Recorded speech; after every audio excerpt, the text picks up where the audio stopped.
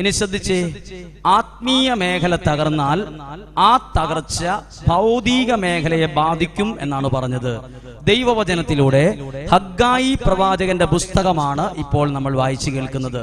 ശ്രദ്ധിച്ചേ, ഇനി ഹഗ്ഗായി പ്രവാചകനോട് ദൈവം പറയുവാണ്, BC 522 ജീവിച്ചിരുന്ന ജനങ്ങൾ അവകാശപ്പെടുന്നു, പ്രാർത്ഥന വേണ്ട, ദൈവാരാധന വേണ്ട, വിശ്വാസം വേണ്ട, ഒന്നും വേണ്ട, ദൈവം തന്നെ വേണ്ട.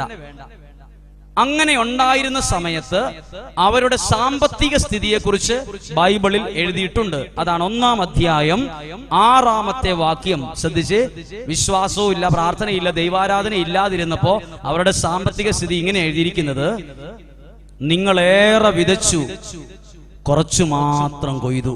പ്രാർത്ഥനയില്ല, ദൈവാരാധന, വിശ്വാസം, ദൈവത്തെ തന്നെ മാറ്റി നിർത്തിയപ്പോൾ സാമ്പത്തിക സ്ഥിതി ബാധിച്ചത് ഇങ്ങനെയാ: നിങ്ങളേറെ വിതച്ചു, 5-10 ഏക്കർ പണിയെടുത്തു, പക്ഷെ കൊയ്തെടുത്തപ്പോഴോ കുറച്ചു മാത്രമേ ഉണ്ടായിരുന്നുള്ളൂ. നിങ്ങൾ ഭക്ഷിക്കുന്നു, ഒരിക്കലും തൃപ്തിയില്ല. നിങ്ങൾ പാനം ചെയ്യുന്നു, തൃപ്തിയില്ല. വസ്ത്രം ധരിക്കുന്നു, കുളിരു മാറുന്നില്ല. അടുത്ത വചനം ഭയങ്കര പ്രധാനപ്പെട്ടതാണ്. ഇങ്ങനെ എഴുതിയിരിക്കുന്നത്: കൂലി ലഭിക്കുന്നവന് അത് ലഭിക്കുന്നത് ഓട്ടസഞ്ചിയിൽ ഇടാൻ മാത്രമേ തികയുന്നുള്ളൂ. ആത്മീയ മേഖല തകർന്നു കിടന്ന ജനത്തിന്റെ സാമ്പത്തിക സ്ഥിതി ഉണ്ടായിരുന്നത് ഓട്ടസഞ്ചി പോലെയാണ്. എന്താണ് ഓട്ടസഞ്ചിയുടെ പ്രത്യേകത? ഓട്ടസഞ്ചിക്കകത്ത് 1 രൂപ വാഴിയല, 1 രൂപ നിക്കിയല. ഓട്ടസഞ്ചിയിൽ 1 രൂപ നിൽക്കില്ല, 10 രൂപ നിൽക്കില്ല, 100 രൂപ നിൽക്കത്തില്ല. നമ്മുടെ കയ്യിൽ പൈസ കൊണ്ടിരുന്നു, അത് നമ്മൾ സൂക്ഷിക്കാനായി വയ്ക്കുന്നു, അത് അടിക്കൂടെ തന്നെ 4 വഴിക്ക് പോകുന്നു. എത്രയോ പേർക്ക് ഈ ദുഃഖം ഉണ്ടെന്നറിയാവോ? ബൈബിള് പഠിപ്പിക്കുവാണ്, ദൈവമില്ല, ദൈവാരാധനയില്ല, വിശ്വാസമില്ല, പ്രാർത്ഥനയില്ലാതിരുന്നാൽ അത് ബാധിക്കുന്നത് സാമ്പത്തിക മേഖല ഓട്ടസഞ്ചി പോലെ ആയി മാറും. ഇത് ഞാൻ കണ്ടുപിടിച്ച എന്റെ ഒരു കണ്ടുപിടുത്തമല്ല, വിശുദ്ധ ബൈബിൾ വർഷങ്ങളായി പഠിപ്പിക്കുന്നതാണ്. നമ്മൾ ദൈവവചനം ശരിക്കും പഠിക്കാത്തത് കൊണ്ടാണ് ചില കാര്യങ്ങൾ നമ്മൾക്കറിയാതെ പോയത്. ശ്രദ്ധിച്ചു കേട്ടെ, ആത്മീയ മേഖല തകർന്നപ്പോൾ അവിടുത്തെ ആളുകളിൽ അത് ബാധിച്ചത് സാമ്പത്തിക മേഖലയിലാണ്. ഇന്നും അങ്ങനെയാണ്. നിങ്ങൾ ഇവിടെ ശുശ്രൂഷ ചെയ്ത 2 ചെറുപ്പക്കാരായ പിള്ളേരെ കണ്ടിട്ടുണ്ടാകും. ഒരാളുടെ പേര് ക്യാമറ വയ്ക്കുന്നയാളുടെ സനൂപ് എന്നാണ്, മറ്റേ ആളുടെ പേര് ഇന്ന് കുർബാനയ്ക്ക് കൂടി ആളുടെ പേര് ബിബിൻ എന്നാണ്. CAക്ക് പഠിക്കുന്ന കുട്ടിയാണ്, കോഴിക്കോട് CAക്ക് പഠിക്കുന്ന ബുദ്ധിയുള്ള ഒരാളാണ്. ഈ ക്യാമറ വയ്ക്കുന്നയാളും ഈ വ്യക്തിയും എന്റെ കൂടെ വരാൻ എന്താണ് കാരണം? അല്ലെങ്കിൽ ശുശ്രൂഷയ്ക്ക് വേണ്ടി ഇത്രയും ചെറുപ്പക്കാരായ 2 പിള്ളേർ ഇവിടെ നിൽക്കാൻ എന്താണ് കാരണം? സാധാരണ ശുശ്രൂഷയ്ക്ക് പോകുമ്പോൾ തലമുടിയൊക്കെ നരച്ച് വയ്യാണ്ടായ 2 അപ്പാപ്പന്മാരായിരിക്കും പ്രാർത്ഥിക്കാനായി കൂടെ വരാറുള്ളത്. എന്തുകൊണ്ടാണ് ഇത്രയും ചെറുപ്പക്കാരായ 10, 22, 23 വയസ്സുള്ള ഈ കുട്ടികൾ, അല്ലെ ഈ ചെറുപ്പക്കാർ ഈ എന്റെ കൂടെ വരാനുള്ള ഒരു കാരണം പറയട്ടെ. ഈ ക്യാമറ വെച്ചിരിക്കുന്ന വ്യക്തിയുടെ പേര് സനൂപ് എന്നാണ്. ഇവന്റെ വീട് വളരെ പരിതാപകരമായ ഒരു അവസ്ഥയിലായിരുന്നു ഉണ്ടായിരുന്നത്. പക്ഷെ ഇവൻ 5 വർഷങ്ങൾക്ക് മുമ്പ് ഞങ്ങളുടെ ധ്യാന കേന്ദ്രവുമായി ബന്ധപ്പെട്ട് ആ വ്യക്തി വളരെ നന്നായി ആത്മീയതയിൽ അടുത്തു, പ്രാർത്ഥിക്കാൻ തുടങ്ങി, കുടുംബത്തിൽ പ്രാർത്ഥന തുടങ്ങി, ദൈവാരാധനയിൽ ശക്തിപ്പെട്ടു വന്നപ്പോൾ ഇന്ന് അവനിലൂടെ അവന്റെ കുടുംബത്തിൽ 2 നില വീടുണ്ടായി, ഒരു കാറ് മേടിച്ചു. ഞാൻ ഈ കാറ് മേടിച്ച ലിസ്റ്റ് പറയുവല്ല, ഞാൻ അതിന്റെ ചുരുക്ക രൂപത്തിൽ പറയാം. ഈ കുടുംബം മുഴുവൻ ദൈവത്തോട് അടുത്തേ പിന്നെ അവന്റെ കുടുംബത്തിന്റെ സാമ്പത്തിക സ്ഥിതി വല്ലാണ്ട് മാറിപ്പോയി. അവന്റെ കൂട്ടുകാർ പലരും ചോദിച്ചു, എടാ നീ എങ്ങനെ പെട്ടെന്ന് ഇങ്ങനെ മാറ്റം വന്നേ? എന്റെ കൂടെ വരാനുള്ള കാരണം ഇതാണ്. അവൻ പറഞ്ഞു, ദൈവത്തിന് നമ്മൾ കൊടുക്കുന്ന സമയം നഷ്ടമല്ല, ദൈവത്തിന് നമ്മൾ കൊടുക്കുന്ന സമയം ലാഭമാണ്, നമുക്ക് ലാഭമാണ്. അതുപോലെ തന്നെ ബിബിൻ എന്ന് പറയുന്ന ആളാണ്, CAക്ക് പഠിക്കുന്ന കുട്ടിയാണ്, കുർബാനയ്ക്ക് കൂടിയത്. CAക്ക് കോഴിക്കോട് പഠിക്കുന്ന ആളാണ്. അവൻ പറയുവാണ്, കുറച്ചുകൂടെ പ്രാർത്ഥിക്കാനും ദൈവത്തെ ആരാധിക്കാനും ദൈവവചനം വായിക്കാനും തുടങ്ങിയ പിന്നെയാ പഠിക്കുന്ന വിഷയങ്ങൾ നന്നായിട്ട് പഠിക്കാൻ പറ്റിയതും വിജയം നേടാൻ കഴിഞ്ഞതും. അതുകൊണ്ടാണ് പകൽ സമയത്ത് മുഴുവൻ മുറിയിലിരുന്ന് CAക്ക് വേണ്ടി പഠിക്കുകയാണ്. വൈകുന്നേരം ഒരു 4 മണിയാകുമ്പോൾ പഠിത്തം മാറ്റി എല്ലാവരും പ്രാർത്ഥിക്കാനും ഞങ്ങളുടെ കൂടെ വരും. അമ്മ പ്രത്യേകം പറഞ്ഞിട്ടുണ്ട്, നന്നായിട്ട് പഠിക്കുന്നു നോക്കണം എന്നൊക്കെ പറഞ്ഞാൽ വിട്ടിട്ടുള്ളത്. അപ്പൊ നന്നായിട്ട് പഠിക്കും. നോക്കിക്കേ, നമ്മുടെ ആ ഏതൊരു 2 വ്യക്തികൾ മാത്രമല്ല, നമ്മൾ ആര് ദൈവത്തിനൊരു വില കൊടുത്താൽ നമ്മുടെ ജീവിതം വല്ലാതെ മാറും, നമ്മുടെ ജീവിതത്തിന്റെ സ്ഥിതി മാറ്റും. കാരണം നമ്മുടെ ദൈവത്തിന് നമ്മളുടെ സ്ഥിതി മാറ്റാൻ കഴിവുള്ളവനാണ്. പറഞ്ഞേ ഹല്ലേലൂയ, ഉറക്കെ പറഞ്ഞേ ഹല്ലേലൂയ. ബൈബിളിലേക്ക് വരികയാണ്. നോക്കിക്കേ, ആത്മീയ മേഖല തകർന്നപ്പോൾ അത് ബാധിച്ചത് സാമ്പത്തിക മേഖലയാണ്. ഇനി ഞാനൊരു ഉദാഹരണം, ഒരു അനുഭവം നിങ്ങളോട് പറയുകയാണ്. ഞങ്ങളുടെ ധ്യാന കേന്ദ്രത്തിൽ ധ്യാനിക്കുവാൻ വേണ്ടി ഒരു 45 വയസ്സിനും 48 വയസ്സിനിടയിലുള്ള ഒരു ചെറുപ്പക്കാരൻ ധ്യാനിക്കാൻ വേണ്ടി വന്നു. അപ്പോൾ അദ്ദേഹം ധ്യാനിക്കാൻ വേണ്ടി ഫ്രണ്ടിലായിരുന്നേ. അപ്പോൾ അദ്ദേഹത്തിന്റെ വേഷവിധാനത്തിൽ നിന്ന് എനിക്ക് മനസ്സിലായി ഇയാൾ വലിയൊരു സമ്പന്നനാണ്. 1. 2, അയാൾ ഉപയോഗിക്കുന്ന ബൈബിൾ ഇംഗ്ലീഷ് ബൈബിളാണ്. 2 കാര്യവും ഞാൻ പുറംകൊണ്ട് നോക്കിയാൽ സമ്പന്നനാണ്, ആൾക്ക് ഇംഗ്ലീഷ് നല്ല പരിജ്ഞാനമുണ്ട്. ഞാൻ ഇതേ വിഷയം, ഇപ്പോൾ നിങ്ങളോട് പറഞ്ഞ വിഷയം, ഞാൻ ധ്യാനത്തിന് ക്ലാസ് എടുത്തുകൊണ്ടിരിക്കുമ്പോൾ ഞാൻ കണ്ടു, അദ്ദേഹം പേന വച്ച് ഓരോ വചനങ്ങളും എഴുതി വയ്ക്കുന്നതും ശ്രദ്ധിക്കുന്നതും ഞാൻ കണ്ടു. ഇത്ര കാര്യമായ അയാൾ ബൈബിൾ ശ്രദ്ധിക്കുന്നത് എന്താണെന്ന് എന്റെ മനസ്സ് ഇത്രയും കാര്യമായിട്ട് ശ്രദ്ധിക്കുകയാണ്. അങ്ങനെ ക്ലാസ് കഴിഞ്ഞ് ഞാൻ പുറത്തേക്ക് ഇറങ്ങി. 8:15, 8:20 സമയത്താണ് പുറത്തേക്ക് ഇറങ്ങുന്നത്. അപ്പോൾ ആളുകൾ കാപ്പി കുടിക്കാനായി പുറത്തേക്ക് ഇറങ്ങുന്ന സമയത്ത് ഇദ്ദേഹം ബൈബിൾ വിരല് കൊണ്ട് ഒരു അടയാളം വെച്ച് അദ്ദേഹം പെട്ടെന്ന് ഇറങ്ങി ഏറ്റവും മുമ്പിലായി വന്ന് എന്റെ അടുത്തേക്ക് പറഞ്ഞു എനിക്കൊരു 10 മിനിറ്റ് സമയം തരണമെന്ന് പറഞ്ഞു. അപ്പൊ ഞാൻ ചോദിച്ചു, നിങ്ങൾ കാപ്പി കുടിച്ചിട്ട് വാ, ഞാനൊരു 5 മിനിറ്റ് വിശ്രമിക്കട്ടെ, അല്ല എനിക്കൊരു ഒറ്റ കാര്യം പറഞ്ഞാൽ മതി. അച്ഛൻ ഇപ്പൊ ബൈബിൾ വായിച്ചില്ലേ, ഹഗ്ഗായി പ്രവാചകന്റെ പുസ്തകം, അത് എന്നെ കുറിച്ചാണ് എന്നോട് പറഞ്ഞു. എന്നിട്ട് അയാൾ പറഞ്ഞു, അച്ഛാ എന്നെ കുറിച്ചും ബൈബിളിലുണ്ടല്ലേ എന്ന് ചോദിച്ചു. ഏത്? നമ്മളെ കുറിച്ചും ബൈബിളിലുണ്ട്. സാമ്പത്തിക മേഖലയുമായി ബന്ധപ്പെട്ട. അപ്പൊ ഞാൻ നോക്കിയപ്പോ ഇംഗ്ലീഷ് ബൈബിളാ. അയാൾ ഉടനെ പറഞ്ഞു, അച്ഛാ ഞാൻ 8 വർഷം സെമിനാരിയിൽ പോയ ആളാണ്, ഇന്ന കോൺഗ്രിഗേഷനിലാണ് ഞാൻ പോയെ. 8ാമത്തെ വർഷം എനിക്ക് ഫിലോസഫി ഇച്ചിരി തലയ്ക്ക് പിടിച്ചപ്പോ ഞാൻ ദൈവം ഇല്ല എന്ന് പറഞ്ഞ് അവിടെ നിന്ന് ചാടി. ഞാൻ വീട്ടിൽ വന്നപ്പോ എല്ലാരും കൂടെ എന്നെ സൈസാക്കി, എന്നെ ദേഷ്യപ്പെട്ടു. ഞാൻ അവിടുന്ന് വീടിൽ നിന്ന് ചാടി, സെമിനാരിൽ നിന്ന് ചാടി വീട്ടിൽ വന്നു. വീട്ടിൽ നിന്ന് ഞാൻ ഉടനെ മഹാരാഷ്ട്രയ്ക്ക് പോയി. മഹാരാഷ്ട്രയിൽ എൻ്റെ ഒരു കൂട്ടുകാരൻ അവിടെ ഉണ്ട്, അവിടെ പോയി അവന്റെ കൂടെ താമസിച്ച് കൂട്ടുകാരൻ പറഞ്ഞു, എടാ നീ വന്നതല്ല, എന്തായാലും ഇവിടെ ട്യൂഷൻ തുടങ്ങിയാൽ നല്ല ഇതാന്ന് പറയും, ട്യൂഷൻ. അങ്ങനെ 12 കുട്ടികളെയും കൊണ്ട് ഈ മഹാരാഷ്ട്രയ്ക്ക് പോയ ഈ മനുഷ്യൻ ട്യൂഷൻ സെന്റർ തുടങ്ങി. ട്യൂഷൻ സെന്റർ തുടങ്ങുമ്പോൾ 8 വർഷം സെമിനാരിൽ പഠിച്ച ഈ മനുഷ്യന് ഉള്ളിൽ ദൈവമില്ല, ദൈവവിശ്വാസം ഇല്ല. അതെന്തൊക്കെയോ അയാൾ തന്നെ ചിന്തിച്ച് ദൈവമില്ല എന്ന് അയാൾ കണ്ടുപിടിച്ചു കഴിഞ്ഞു. അങ്ങനെ അയാൾ പറയുന്നത് ദൈവവിശ്വാസിയേ അല്ല. അങ്ങനെ ട്യൂഷൻ സെന്റർ തുടങ്ങി. കുറച്ചധികം പിള്ളേര് ട്യൂഷൻ പഠിക്കാൻ വരാൻ തുടങ്ങിയപ്പോൾ ഇച്ചിരി പൈസയൊക്കെ വരാൻ തുടങ്ങി. പൈസ വരാൻ തുടങ്ങിയപ്പോൾ അയാൾ ഇങ്ങനെ ചിന്തിച്ചു, ട്യൂഷൻ സെന്ററിന് ഒരു പേര് കൊടുത്താലോ, ഒരു പേര് വേണ്ടേ. അങ്ങനെ അയാൾ പേര് കണ്ടുപിടിക്കാൻ വേണ്ടി മുറിയിൽ ഇരുന്നപ്പോ തല പുകഞ്ഞ് ആലോചിച്ചു. ഇങ്ങനെ ആലോചിച്ച്, ഞാൻ ട്യൂഷൻ സെന്ററിന് ഒരു പേരിട്ടാൽ ആ പേര് വായിച്ചിട്ട് ഞാൻ ക്രിസ്ത്യാനിയാണെന്ന് ആരും അറിയരുത് എന്ന് തീരുമാനിച്ചു. ഞാൻ ക്രിസ്ത്യാനിയാണെന്ന് ലോകം ആരും അറിയാത്തൊരു പേര് കണ്ടുപിടിച്ചിട്ടു. അങ്ങനെ കണ്ടുപിടിച്ച പേരാണ് ബ്രിട്ടീഷ് അക്കാഡമി ട്യൂഷൻ സെന്റർ. എങ്ങനെയുണ്ട്? നല്ല പേരാണ്. ട്യൂഷൻ സെന്റർ നോക്കി നിൽക്കുമ്പോ അങ്ങ് വളർന്നു. ഒരു 10-16 വർഷം കൊണ്ട് ട്യൂഷൻ സെന്റർ പോയി വളർന്നെത്തിയത് എവിടെയാണെന്നറിയോ? +2 വരെയുള്ള ബ്രിട്ടീഷ് അക്കാഡമി സ്കൂളായിട്ടാ 10-18 വർഷം കൊണ്ട് അങ്ങോട്ട് വളർന്നത്. 18-20 വർഷം കഴിഞ്ഞപ്പോ അയാൾ പറയാണ്, പൈസ കണ്ട് കണ്ണു മഞ്ഞളിച്ചു. പ്രാർത്ഥനയില്ലാതിരുന്നിട്ടും പൈസയുണ്ടായി. ഞാൻ ഇന്നുവരെ 10 സെമിനാരിൽ നിന്ന് ചാടിയ പിന്നെ കുമ്പസാരിച്ചിട്ടില്ല, പൈസയുണ്ടായി. ഞാൻ ഇന്നുവരെ ഒരു പള്ളിയിലും പോയിട്ടില്ല, ഒരു ധ്യാനവും കൂടിയിട്ടില്ല, എന്നിട്ടും പൈസയുണ്ടായി. ഇഷ്ടം പോലെ പൈസ എന്നാ ചെയ്യണ്ടേന്ന് അയാൾ ചിന്തിച്ചു. അയാളുടെ സ്കൂളിൽ അയാൾ രാജാവായി ഇരിക്കുമ്പോൾ നല്ല സൂട്ടും പാൻസും ഷർട്ടും ഇട്ട് ടൈയൊക്കെ കെട്ടി അതിന്റെ പ്രധാന അധ്യാപകനായിരിക്കുന്ന ഈ മനുഷ്യൻ അയാളുടെ അടുത്തേക്ക് സ്കൂളിലെ ഒരു വണ്ടി ഓടിക്കുന്ന ഡ്രൈവർ വഴി ഒരു സുഹൃത്ത് ഇയാളുമായി പരിചയപ്പെട്ടു. സ്കൂളിന്റെ ഉടമയായി പരിചയപ്പെട്ടു. ഈ പരിചയം വളർന്ന് എവിടം വരെ എത്തിയെന്നറിയാമോ? അത് അയാളുടെ ഒരു ഫാമിലി ഫ്രണ്ടായി അങ്ങ് മാറി. ഫാമിലി ഫ്രണ്ടായി എന്ന് മാത്രമല്ല, ഭയങ്കര വിശ്വാസമായി ഇയാളില്, ഭയങ്കര ബന്ധമായി. അങ്ങനെ അയാളുടെ വീട്ടിൽ കിടക്കാൻ തുടങ്ങി. അയാളുടെ വീട്ടിലെ ഒരാളായി മാറി. ഭാര്യ പറയുന്നേക്കാൾ വിശ്വാസം ഇയാൾ പറയുന്നതിലായി.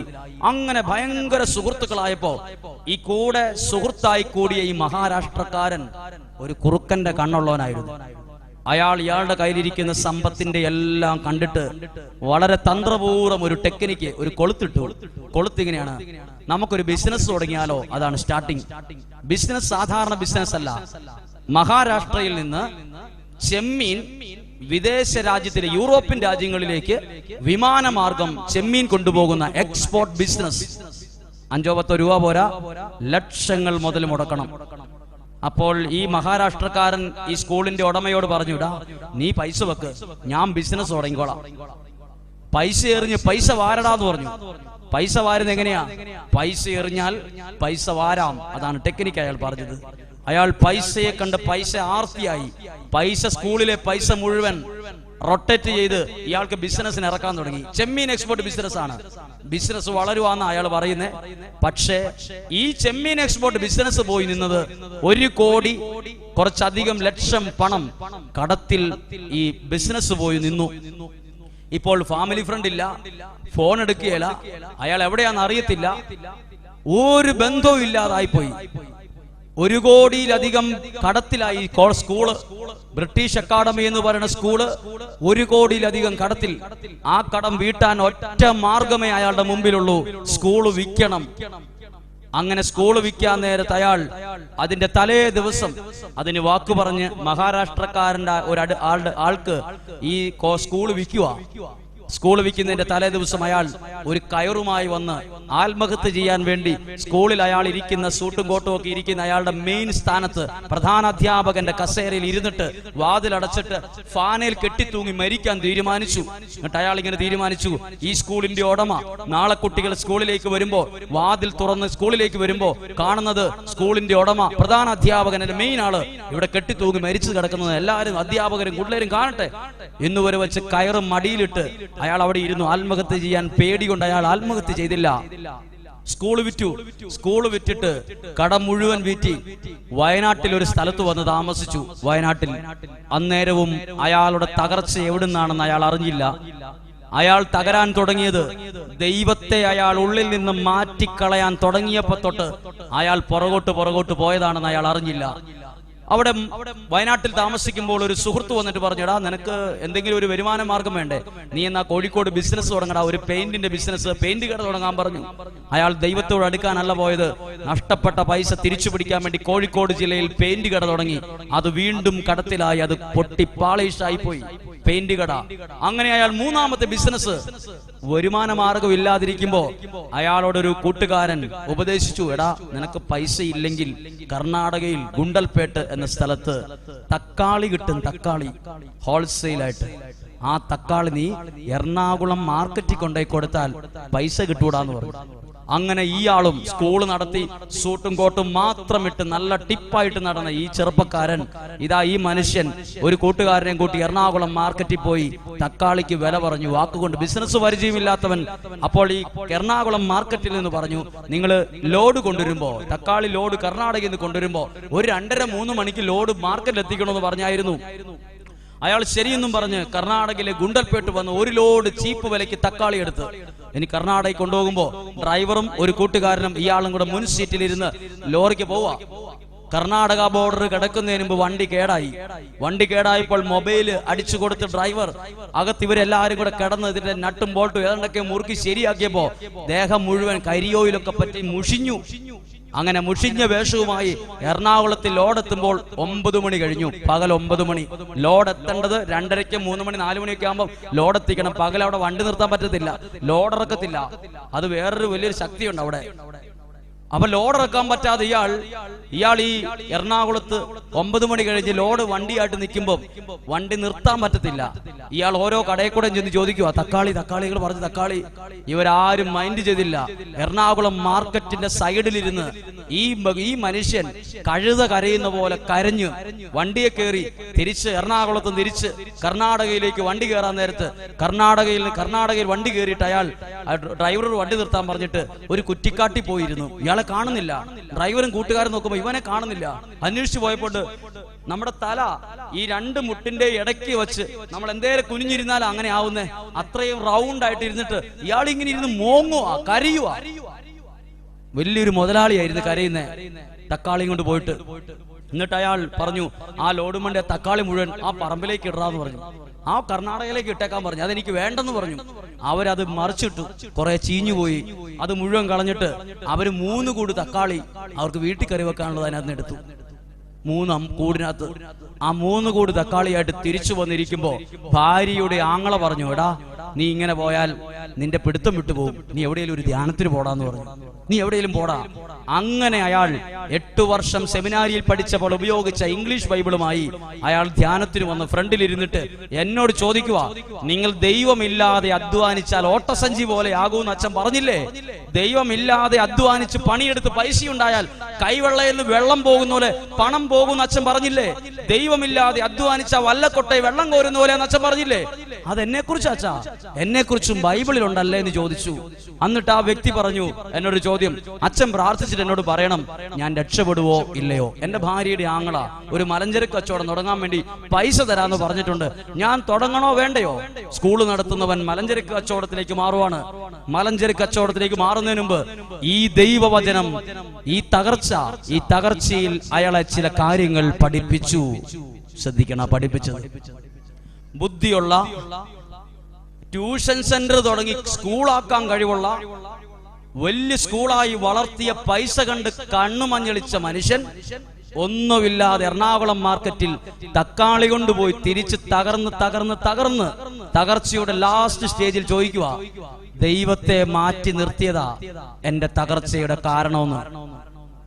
ഇവിടെ ഇരിക്കുന്ന എല്ലാ പ്രിയപ്പെട്ടവരും ശ്രദ്ധിച്ചു, ദൈവത്തെ ആരെങ്കിലും മാറ്റി നിർത്തിയിട്ടുണ്ടെങ്കിൽ അവിടെയാ നമ്മുടെ തകർച്ച. 1-ാം ക്ലാസ് തുടങ്ങിയത് തകർച്ചയുടെ. എവിടെയെങ്കിലും ആരെങ്കിലും നല്ല നിലയിൽ എത്തിയിട്ടുണ്ടെങ്കിൽ അവരുയർന്നത് ദൈവത്തെ അകറ്റി നിർത്തിയപ്പോഴല്ല, ചേർത്ത് നിർത്തിയപ്പോഴാണ്.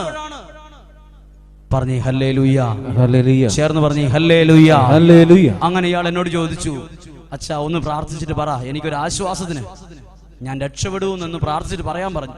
അങ്ങനെ കാപ്പി കുടിക്കാൻ പോലും പോകാതെ ആ മനുഷ്യന് വേണ്ടി പ്രാർത്ഥിച്ചിട്ട് ഞാൻ പറഞ്ഞു, നീ രക്ഷപ്പെടുന്നതായി ഈശോ പറയുന്നു എന്ന് പറഞ്ഞു. ഞാനങ്ങ് പറഞ്ഞു, നീ രക്ഷപ്പെടുന്നു ഈശോ പറയുന്നുണ്ടെന്ന് പറഞ്ഞു. അപ്പോൾ എന്നോട് ആ വ്യക്തി ചോദിച്ചു, എവിടെയാ തുടങ്ങണ്ടേ?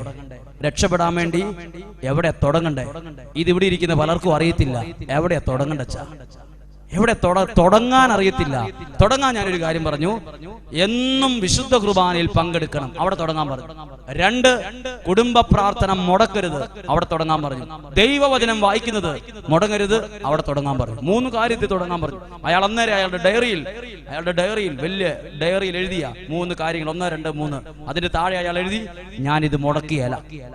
ധ്യാനം കഴിഞ്ഞ് സാക്ഷ്യം പറയുന്ന സമയത്ത് അയാൾ ഡയറിയുമായി വന്ന് ഉറക്കെ പറഞ്ഞു, ഞാൻ ഈ ധ്യാനത്തിൽ എനിക്ക് രോഗസൗഖ്യം കിട്ടിയിട്ടില്ല, പക്ഷെ എന്റെ ജീവിതത്തിന്റെ തകർച്ച എവിടുന്ന തുടങ്ങിയെന്ന് എനിക്ക് മനസ്സിലായി. എനിക്ക് ഈ ധ്യാനത്തിൽ നിന്ന് വലിയ പ്രകടമായ അത്ഭുതങ്ങളൊന്നും എന്റെ ജീവിതത്തിൽ നടന്നിട്ടില്ല.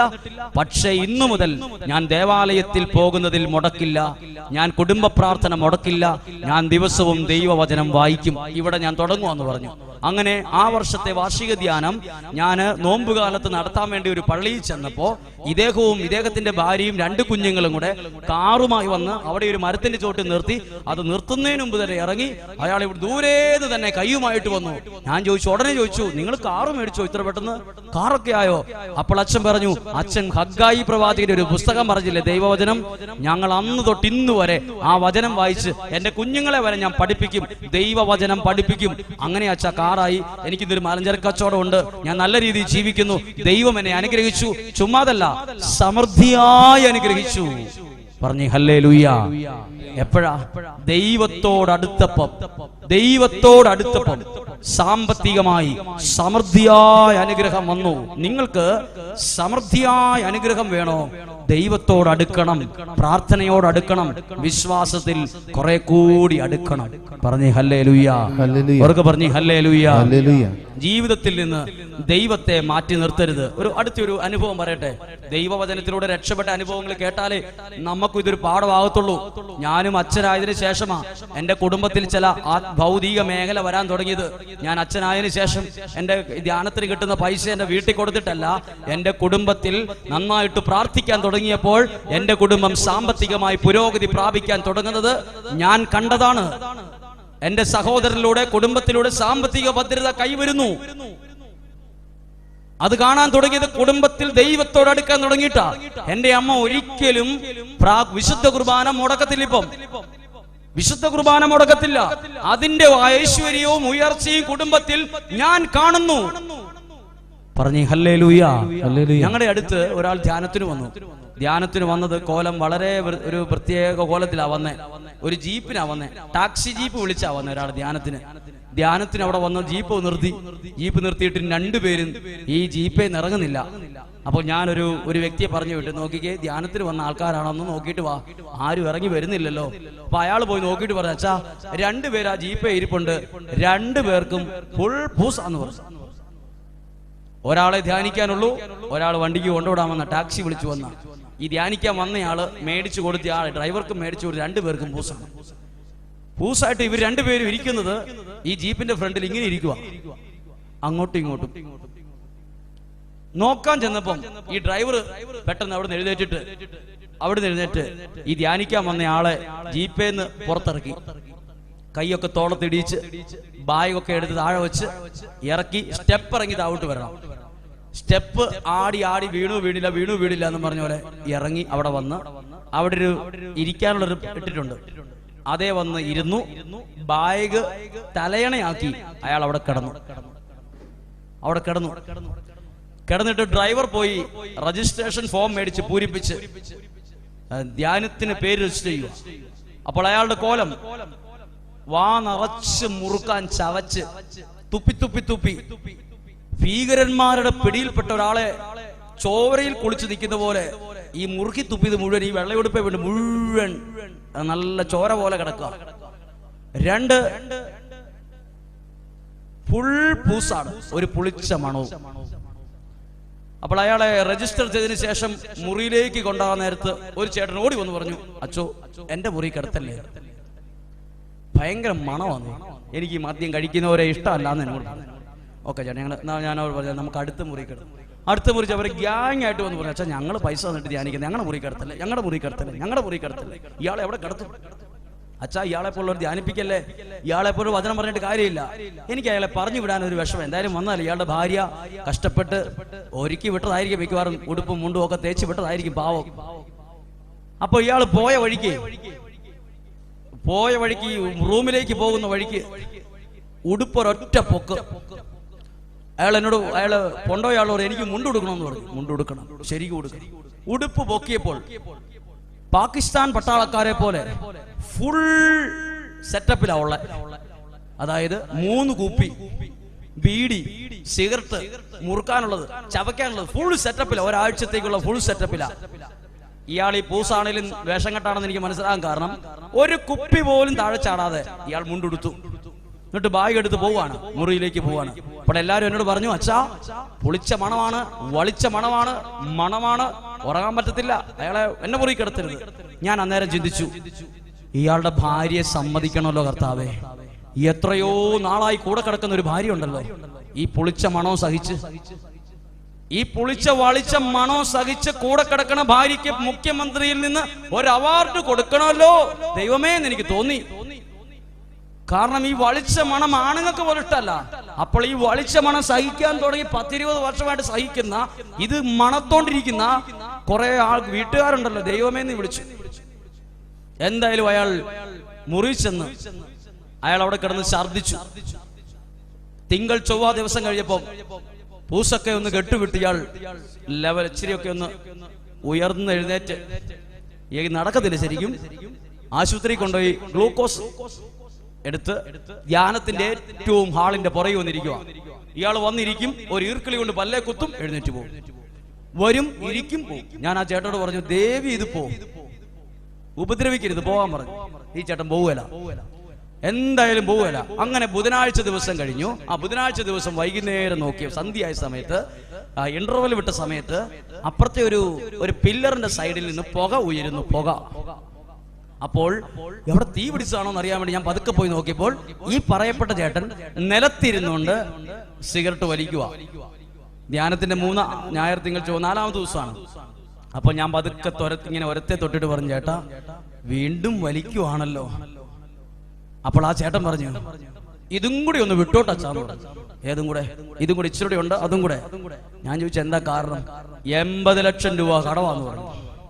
അപ്പോൾ ഞാൻ പറഞ്ഞു, ഇതും കൂടി അല്ല, ഒരു 2-3 കൂടെ വിട്ടോളാൻ പറഞ്ഞു. കാരണം 80 ലക്ഷം രൂപ കടവുണ്ടെങ്കിൽ ഇത് കണ്ടിന്യൂസ് ആയിട്ട് വിടണം.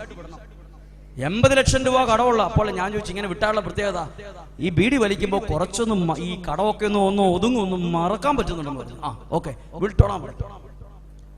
പിന്നെ ശ്രദ്ധിച്ചു, ബീഡി വലിച്ചാൽ 3 ഗുണമുണ്ട്. ബീഡി വലിച്ചാൽ 3 ഗുണം. 1, കറ പിടിച്ച പല്ല്, ഗുഡ്. 2, ചെമ്പിച്ച മീശ, വെരി ഗുഡ്. 3ാമത്തെ ഗുണമാണ്, വളരെ ചെറുപ്പത്തിലേ ബീഡി വലിക്കാൻ തുടങ്ങിയാൽ ഒരു 55 വയസ്സ് കഴിയുമ്പോൾ തൊട്ട് ബീഡി വലിക്കാതെ തന്നെ, എനിക്ക് ചുമയായോണ്ടാണ് കറക്റ്റ് സൗണ്ട് കിട്ടാത്തത്, ഇച്ചിരൂടെ എനിക്ക് സൗണ്ട് നന്നായിട്ട് വരുന്നതാണ്. ബീഡി വലിക്കാതെ തന്നെ വലിക്കാം. ഞാൻ അങ്ങനെ ഒരു വീട്ടിൽ പോയി. ഒരു മകൻ എന്നോട് പറഞ്ഞു, അച്ഛാ ഒന്ന് വീട് വരെ വരണം. എന്തിനാണ്? എൻ്റെ ചാച്ചന് വേണ്ടി പ്രാർത്ഥിക്കണം, ചാച്ചന് നല്ല മരണം കിട്ടും. ഞാൻ പറഞ്ഞു, വികാരിച്ചോട് പറ, ഞാൻ വന്നാൽ ശരിയാവത്തില്ല, അല്ലെങ്കിൽ നീ വികാരിച്ചൻ്റെ അടുത്ത് പോയി എന്നെ കൊണ്ട് പ്രാർത്ഥിക്കാൻ വേണ്ടി പെർമിഷൻ മേടിച്ചോണ്ട് വാ. എനിക്ക് അങ്ങനെ എല്ലാ വീട്ടിലും വന്ന് പ്രാർത്ഥിക്കാൻ പറ്റത്തില്ല, വികാരിച്ചൻ പെർമിഷൻ. അത് അവൻ പോയി വികാരിച്ചോട് പറഞ്ഞ് എന്നെ പ്രാർത്ഥിക്കാൻ വേണ്ടി ജീപ്പിൽ എന്നെ കൂട്ടിക്കൊണ്ട് പോകും. പറയുവാണ്, ചാച്ചന് നല്ല മരണം കിട്ടാൻ വേണ്ടി പ്രാർത്ഥിക്കണം അച്ഛാ, ചാച്ചന് നല്ല മരണം, ഒത്തിരി നാളായി കടന്ന കിടപ്പിലാന്നൊക്കെ പറഞ്ഞ് എന്നെ കൊണ്ടുപോയി. ഞാൻ വിചാരിച്ചു 99 വയസ്സായ ചാച്ചനാന്നാ വിചാരിച്ചേ. അവിടെ ചെല്ലുമ്പോൾ ഈ പറയത്തക്ക പ്രായമൊന്നുമില്ല, നല്ല ആരോഗ്യമുള്ള മനുഷ്യനാണ്. പക്ഷെ മിറ്റത്തെത്തിയപ്പോഴേ ഞാൻ ഒരു സ്വരം കേട്ടു, എടാ, ഒച്ച ശരിയാവുന്നില്ല, ക്ഷമിക്കണം, വലിയ. അപ്പോൾ അയാളുടെ ഭാര്യ അവിടെ വന്ന് നിന്ന് അപ്പുറത്തെ മുറിയുടെ പുറകേന്ന് പറയുക, ഈ വലി കാരണം ഇവിടെ ഉറക്കം നടക്കുന്നില്ല എന്ന് പറഞ്ഞു. ഏത് വലി? പണ്ട് ഇയാൾ ബീഡി വലിച്ച് എക്സ്പീരിയൻസ് കൊണ്ട് മൂക്കിൽ കൂടെ മാത്രമല്ല പുകവിട്ടത്, ചെവി കൂടെ വരെ പുകവിട്ട വീരശൂര പരാക്രമിയായി കിടക്കുന്നത്. ഇപ്പോൾ ആലുവ പുകയില്ല, അടുപ്പ് പോലെയാ. വലി മാത്രമേ ഉള്ളൂ, പുകയില്ല. ചെറുപ്പത്തിലെ ബീഡി വലി തുടങ്ങിയാൽ കുറച്ച് പ്രായമാകുമ്പോൾ ആലുവ പുകയില്ല, അടുപ്പ് പോലെ പുകയില്ലാതെ വലിക്കാം. വലിച്ചു. സ്വന്തം മകൻ എന്നോട് പറയാണ്, അപ്പം മരിച്ചു കിട്ടാൻ വേണ്ടി പ്രാർത്ഥിക്കണം. പ്രാർത്ഥന കഴിഞ്ഞപ്പോൾ ഞാൻ കയ്യെ പിടിച്ചിട്ട് പറഞ്ഞു, ദേവി ഏത് കൂടപ്പുറപ്പേ, ഇങ്ങനെയുള്ള ആൾക്കാർക്ക് വേണ്ടി പ്രാർത്ഥിക്കാൻ വേണ്ടി കൊണ്ടുവരുത് തന്നെ, നല്ല ആരോഗ്യത്തോടെ കിടക്കുന്ന ഒരാൾക്ക് വേണ്ടി. അപ്പോഴാണ് ഒരു കാര്യം പറഞ്ഞത്, അപ്പുറത്തെ വീട്ടിലെ ആൾക്കാർ പറയൂന്ന്, അപ്പുറത്തെ വീട്ടുകാരെ ആൾക്കാർ പറയും, നിങ്ങൾ കിടക്കുമ്പോഴേ ആ ജനല് നന്നായിട്ട് അടച്ചിട്ട് കിടക്കണം കേട്ടോന്ന്. എന്നാ കാരണം? ഈ പുള്ളി നേരം വെളുക്കുമ്പോൾ തൊട്ട് രാത്രിയിലോട്ട് വൈകുന്ന എപ്പം രാത്രി ഫുൾ ടൈം വലിയ ഒച്ചത്തിലാ വലി. എന്റെ സൗണ്ട് കേട്ടിട്ട് നിങ്ങൾക്ക് ശരിയാകാൻ ജലദോഷം ഉള്ളതുകൊണ്ടാണ് എനിക്ക് ചെറുതായിട്ട് സൗണ്ട് കറക്റ്റ് ആയിട്ട് കിട്ടുന്നതാണ്. ആ സൗണ്ട് നിങ്ങൾ കേട്ട് വലിയ. അപ്പൊ അപ്പുറത്തെ ആ വാതിൽ ചെന്ന് അടച്ചിടും സഹോ വീട്. ആ ആൾക്കാരോട് പറയും, അവർക്ക് ഉറങ്ങാൻ പറ്റുന്നില്ല അത്രേ. വലി ബീഡി വലിച്ച് ഈ മനുഷ്യൻ ബീഡി വലിച്ചുകൊണ്ടിരിക്കുക. ഞാൻ ചോദിച്ചു, ഇപ്പോഴും കടവാന്ന് പറഞ്ഞു. ആ വലിച്ചോളാൻ പറഞ്ഞു.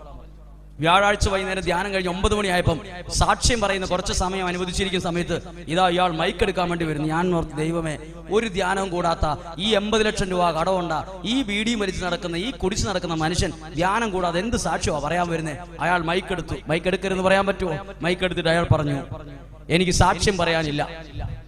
അയാൾ പറഞ്ഞു, എനിക്ക് 80 ലക്ഷം രൂപ കടവാന്ന് പറഞ്ഞു, നിങ്ങൾ പ്രാർത്ഥിക്കണം എന്ന് പറഞ്ഞു. അപ്പോൾ അവിടെ ധ്യാനം കൂടായിരുന്ന ഒരു ചേട്ടൻ 2 കൈയും ഇങ്ങനെ ഉയർത്തി ഒരു ഞൊട്ട വിട്ടു. ഞാൻ ആ ചേട്ടനോട് ചോദിച്ചു, ചേട്ടൻ എന്തിനാ ഞൊട്ട വിട്ടത്? എനിക്ക് 24 ലക്ഷം രൂപ കടമുള്ള അച്ചു. 80 ലക്ഷം രൂപ കടമുള്ള ഒരു ചേട്ടനെ കണ്ടപ്പോൾ 24 ലക്ഷം രൂപ കടമുള്ള ഒരു ചേട്ടന് ഒരു ആശ്വാസം, ഒരു 8 ലക്ഷം രൂപ കടമുള്ള ഒരു ചേട്ടന് കുറച്ചുകൂടി ഒരു ആശ്വാസം. ഓ, എനിക്ക് 8 ഉള്ളൂ, എനിക്ക് 6 ഉള്ളൂ, എനിക്ക് 12 ഉള്ളൂ. എല്ലാവരും അതാണ്. ചില ആളുകൾ ഒത്തിരി കടബാധ്യത കാണുമ്പോൾ ചില ആൾക്കാർക്ക് ഒരു ആശ്വാസം. അങ്ങനെ 80 ലക്ഷം രൂപ കടമുള്ള ചേട്ടനോട് ഞാൻ ചോദിച്ചു, സ്ഥലം വിൽക്കാനുണ്ടോ? വിൽക്കാനൊരു സ്ഥലമുണ്ട്, അത് വിൽപ്പന നടക്കാത്ത സ്ഥലമാണെന്ന്. എങ്ങനെയാ ഇത്രയും കടവായേ? ഞാൻ ഈ കാപ്പിയും മുളകും പാട്ടത്തിനെടുക്കുന്ന ബിസിനസ് ആയിരുന്നു അച്ഛാ. അയാൾ പറയുവാ, ബിസിനസ് ആയിരുന്നു. എന്തു പറ്റി അച്ഛാ? ഞാൻ ഈ കാപ്പിയും മുളകും എടുത്തിട്ട് ഞാൻ ബിസിനസ് നടത്തി. ഞാൻ 4 ജീപ്പും 3 വീടും മേടിച്ചു. എന്റെ ഭാര്യ എപ്പോഴും പറയും, ഈ ജീപ്പ് പള്ളിയിലെ അച്ഛനെ കൊണ്ട് വെഞ്ചരിക്കണം. അപ്പോൾ അയാൾ പറയും, എടി, ഞാൻ കാപ്പിയും മുളകും കൊടുത്ത് മേടിച്ച വണ്ടിയാ, അതാരും വെഞ്ചരിച്ചതിലൊന്നും ഇടണ്ട, അത് ഞാൻ ഉണ്ടാക്കിയതാണ്. വീട് വെഞ്ചരിക്കാൻ നേരത്ത് അച്ഛൻ വന്നപ്പോ താമസിക്കുന്ന വീട് വെഞ്ചരിച്ചു പോയി, ബാക്കി 2 വീടും വെഞ്ചരിച്ചിട്ടില്ല. അന്ന് ഭർത്താവിനോട് പറഞ്ഞു, നമുക്കത് ചെയ്താലോ? അപ്പൊ പറയടി, ഞാനുണ്ടാക്കിയ വീടാണ്, ഞാൻ ഉണ്ടാക്കിയ വണ്ടിയാണ്. അയാൾ പറയാണ്, ദൈവവിശ്വാസവും പ്രാർത്ഥനയില്ലാതെ ഞാൻ ഉണ്ടാക്കിയത് മുഴുവൻ ഞാൻ നോക്കി നിന്നപ്പം എന്റെ കൈവെള്ളയെന്നങ്ങ് പോയി. ഇന്ന് അയാൾ തമിഴ്നാട്ടിൽ വാടകയ്ക്ക് താമസിക്കുമ്പോൾ എന്നോട് പറയുവാ, അച്ഛൻ ഇവിടെ ധ്യാനിക്കാൻ വന്ന ഒരു ജോർജ് ഏട്ടൻ അച്ഛൻ അറിയല്ലേ, അച്ഛൻ അയാൾക്ക് വേറൊരു വീടുണ്ട്, അച്ഛൻ പറയുവാണെങ്കിൽ ആ വീട് കിട്ടും. എന്നിട്ട് ആ നമ്പറിൽ എന്നെ കൊണ്ട് വിളിപ്പിച്ചു അയാൾക്കൊരു വീട് കിട്ടാൻ വേണ്ടി. എന്നിട്ട് അയാൾ ഇങ്ങനെ പറഞ്ഞു മൈക്കിലൂടെ, ഞാൻ ഇനി ഒരിക്കലും മദ്യപിക്കില്ല, വീട് വലിക്കില്ല എന്നൊരു തീരുമാനമെടുത്തു. ആരും മൈൻഡ് ചെയ്തില്ല. കാരണം ഒത്തിരി കുടിയന്മാർ കുടി നിർത്തി എന്നൊക്കെ പറയും, 4-ാം പൊക്കം കുടിക്കും വഴി കിടക്കും. പൊട്ട തീരുമാനമായിരിക്കും അത്. നമ്മൾ എന്തിനാ വിശ്വസിക്കുന്ന അങ്ങനത്തെ തീരുമാനം? പക്ഷെ ഇയാൾ ഒരു കാര്യം ചിന്തിച്ചു. അയാൾ അംഗത്തോടുകൂടെ ഒരു തീരുമാനമെടുത്തു, മദ്യം തൊടിയലെന്ന്. അങ്ങനെ അയാൾ തീരുമാനിച്ച വാടക വീട്ടിൽ നിന്ന് അയാളെ ദേവാലയത്തിൽ പോകാൻ തുടങ്ങിയപ്പോൾ നാട്ടുകാർ ചോദിച്ചു, നീ എവിടെയാടാ ധ്യാനത്തിന് പോയേ, നീ എങ്ങനെയാടാ കുടി നിർത്തിയേ? അപ്പോൾ പല മദ്യപിക്കുന്ന ഭർത്താക്കന്മാരുള്ള ഭാര്യമാർ വീട്ടിൽ പറയാൻ തുടങ്ങി, അയാളുടെ കുടി നിന്ന സ്ഥലത്ത് നിങ്ങളും പോ. അങ്ങനെ ആ ഇടവകയിൽ നിന്ന് ഒരു 10-45 പേരടക്കം ഇങ്ങനെ മദ്യപിക്കുന്ന ആളുകൾ ധ്യാനം കൂടി ജീവിതത്തിൽ മാറ്റം വരുത്തി. എന്നിട്ടൊരു മാറ്റം കാണണം. ഇയാൾ മദ്യപാനം നിർത്തി, പുകവലിക്കുന്ന ശീലം നിർത്തി, കുടുംബ പ്രാർത്ഥനയിൽ പങ്കെടുത്ത്, ദൈവത്തോടടുത്ത് വിശുദ്ധ കുർബാനയിൽ പങ്കെടുക്കാൻ തുടങ്ങിയപ്പോൾ ഇയാളുടെ മകൾക്ക് 2,15,000 രൂപയുടെ നഴ്സിംഗ് ജോലി സൗദിയിൽ ലഭിച്ചു. അത്ഭുതകരമായിട്ടാണ് ലഭിച്ചത്, അത് പറയാൻ സമയമില്ല. ജോലി ലഭിച്ചു. ഉടനെ തന്നെ അവൾ പോയി അവളുടെ ഇളയ ആങ്ങളേനെയും കൂടെ ആരുടെ കയ്യോ കാലോ പിടിച്ച് പ്രാർത്ഥിച്ച് അവിടെ എത്തിച്ചു. രണ്ടുപേരും വിദേശത്താ. എന്നിട്ട് അയാൾ വന്ന് പറഞ്ഞു, ഒരു ദിവസം ബിംസ് ആശുപത്രി രോഗിയെ കാണാൻ പോയി തിരിച്ചു വന്നു പറഞ്ഞു, ഞാൻ കുടി നിർത്തിയപ്പോ എന്റെ വീട് രക്ഷപ്പെട്ടച്ചാ, എന്റെ മക്കള് രക്ഷപ്പെട്ടു, പണ്ടേ ഈ കുടിയും വലിയൊക്കെ നിർത്തേണ്ടതായിരുന്നു ഇപ്പോഴാ തോന്നുന്നേ. അപ്പോൾ അയാളുടെ ഭാര്യ അയാളുടെ മുഖത്തേക്ക് നോക്കി, എന്റെ മുഖത്തേക്ക് നോക്കി ഒരു പുഞ്ചിരി സമ്മാനിച്ചു. അത് ശരിയെന്ന അർത്ഥത്തിൽ. ശ്രദ്ധിച്ചു, ഞാൻ വേഗത്തിൽ പറയട്ടെ, ദൈവത്തോട് നമ്മൾ അടുക്കാൻ തുടങ്ങിയാൽ നമ്മുടെ ജീവിതത്തിന്റെ സ്ഥിതി മാറും. പറഞ്ഞേ ഹല്ലേലൂയ.